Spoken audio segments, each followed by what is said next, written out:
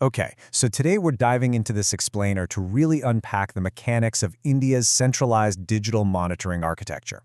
Look, over the past decade or so, India has undergone this massive, absolutely staggering digital transformation, right? It's brought hundreds of millions of people into the global digital economy. But running parallel to all that shiny new tech is something a lot more opaque. Through a really complex web of licenses, mandates, and advanced technology, the state has systematically built what is essentially one of the most comprehensive mass surveillance networks in the entire democratic world. And that brings us to the fundamental question we have to ask to even begin understanding how state security and modern tech have merged. We so often think of the internet as this, totally modern frontier. But surprisingly, the foundation of this entire massive system actually dates all the way back to an 1885 colonial law. Crazy, right? So, to make sense of this, we're going to deconstruct this system layer by layer. We'll cover colonial roots to modern mandates, the anatomy of the data trail, automating real-time interception, coercing ISP compliance, the 2022 VPN exodus, and finally, the impact on digital rights. All right, Part 1. Colonial Roots to Modern Mandates. To really grasp the modern unified license regime, which basically dictates how every telecom operates today, we have to start wide. Private companies don't just inherently possess the right to operate networks in India. They are granted permission under a highly regulated framework. And chronologically, it's wild to see how the state's exclusive privilege over communications evolved. It literally starts with the 1885 Indian Telegraph Act. Fast forward to the 2008 Mumbai attacks, which really became the catalyst for conceiving the centralized monitoring system. Then, skip to 2021 and 2022, when the Department of Telecommunications invoked sweeping powers to just double data retention periods. By April 2022, CERT-In was issuing unprecedented new directives. So, the state's foundational power? That hasn't changed. But the technology? Yeah, that certainly has. Moving right along to Part 2, Anatomy of the Data Trail. Modern intelligence doesn't just rely on tapping phone calls anymore. It relies on the digital footprints we leave behind every single second of the day. To understand this, we need to talk about the IPDR, or Internet Protocol Detail Record. The best way to think about it is like the envelope of a letter. The government isn't necessarily tearing it open and reading the actual payload inside, like the text of your private WhatsApp message, but they are meticulously logging the exact return address, the destination, and the timestamps written on the outside of that envelope. And here is exactly what that metadata reveals. It's a lot. Your source IPN port, that de-anonymizes you, pointing directly to the physical human initiating the session. The destination IP reveals the specific services or news sites you're looking at. Session timestamps establish your daily chronobiological patterns, meaning they know when you wake up, when you go to sleep, and who you're connecting with at the exact same time. And finally, the hardware identity ties all of this activity irrefutably to your specific phone or laptop. So by legally hoarding 2 years of this metadata, the state basically builds this incredibly intimate behavioral profile of a citizen, and they do it all without having to break a single encrypted message. This massive data trail allows them to build a really complex forensic workflow. See, because there simply aren't enough IP addresses for everyone in India, providers use something called carrier-grade NAT.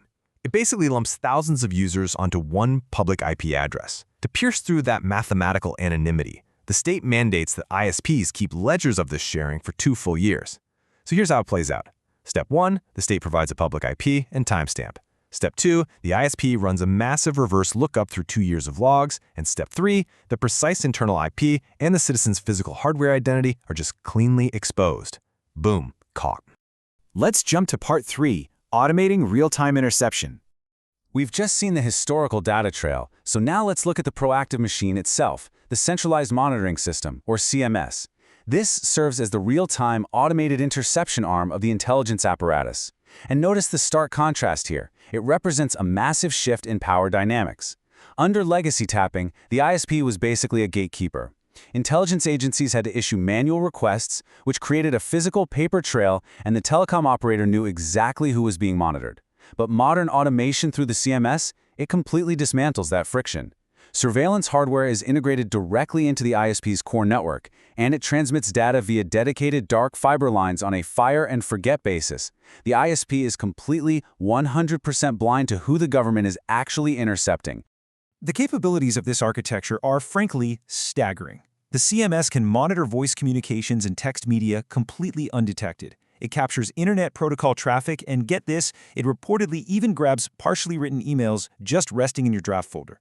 It utilizes continuous geospatial tracking, and perhaps most notably, it allows for geofenced bulk interception. That means security agencies can monitor literally all digital traffic emanating from a specific radius, like a political rally or a university campus. And the kicker? All of this is authorized entirely by executive decision, completely bypassing the need for judicial warrants. Which brings us to Part 4, Coercing ISP Compliance. Now you might be wondering, why on earth do multi-billion-dollar telecom conglomerates just obediently execute these mandates? Why build this expensive infrastructure and essentially act against their own users' privacy? Well, 10 crore rupees. That is the maximum financial penalty for a single major violation by an ISP. The licensing regime uses this heavily graded penalty scheme that's specifically engineered to ensure absolute adherence to state security directives. But fines are really just the beginning. After multiple offenses, the entity is explicitly liable for the total cancellation of their operating license. So the state essentially guarantees compliance by threatening absolute corporate suicide. If an ISP has, say, a hardware failure and accidentally loses a segment of its logs, or if they object to forwarding intercepted data, they literally risk losing their legal right to exist as a business. In this ecosystem, the Department of Telecommunications acts as judge, jury, and executioner. They hold unilateral authority to amend licenses whenever they want. They demand immense performance bank guarantees, which they can instantly encash to seize millions in liquid capital without even going to trial. They force the ISPs to bear the mandatory capital expenditure of building these lawful interception systems out of their own pockets. And they demand ISPs enforce DNS manipulation and deep packet inspection for digital censorship. By holding the industry hostage financially, the state effectively conscripts private corporations into acting as direct extensions of the state apparatus. Okay, Part 5, the 2022 VPN Exodus. This intense culture of coercion eventually spilled right over into the global tech sector. See, for a long time, citizens and journalists could just use commercial virtual private networks, VPNs, to blind local ISPs to their browsing data. But in April 2022, the government aggressively closed that loophole. The Indian Computer Emergency Response Team, or CERT-In, issued this truly unprecedented mandate. They required all VPNs, cloud providers, and data centers to collect extensive subscriber data and retain it for a staggering 5 years post-cancellation. Think about that. Even if you use a VPN for a single day, your data is held for half a decade. And this directive demanded exhaustive information. Validated names and addresses enforce strict Know Your Customer rules, which immediately ties digital masking directly to your physical identity. The period of hire establishes exactly when you had the capability to mask your traffic. Allotted IP addresses map exit nodes right back to the user. They even require a declared purpose, literally forcing citizens to audibly justify their need for privacy to the authorities. This effectively transformed commercial VPNs from privacy tools into intelligence-gathering extensions of the government. As you can imagine, this created a massive technical and operational crisis for these companies. The foundational premise of a premium VPN is a no-log policy. They often run on volatile RAM servers that just wipe all data the second they power down. So, rather than violate their zero-trust architectures to comply with Indian law, premier privacy-focused firms like Proton VPN, ExpressVPN, and Surfshark made a drastic choice. They systematically decommissioned and physically abandoned the Indian market, choosing to deploy virtual servers from abroad instead. And that leads us to our final section, Part 6, Impact on Digital Rights. We really need to look at the real-world impact of these intersecting legal and technical frameworks on the people who actually use these networks every day. The state has engineered a system for unblinking retroactive tracing. By analyzing IPDR logs, they can de-anonymize anyone attempting to circumvent censorship. Naturally, this creates an immediate severe chilling effect on investigative journalists and human rights activists who rely entirely on secure communications to operate safely. And with geofenced bulk interception and the exposure of complex social graphs, the state can map out entire networks of dissidents simply by looking at who connects to which secure servers and when.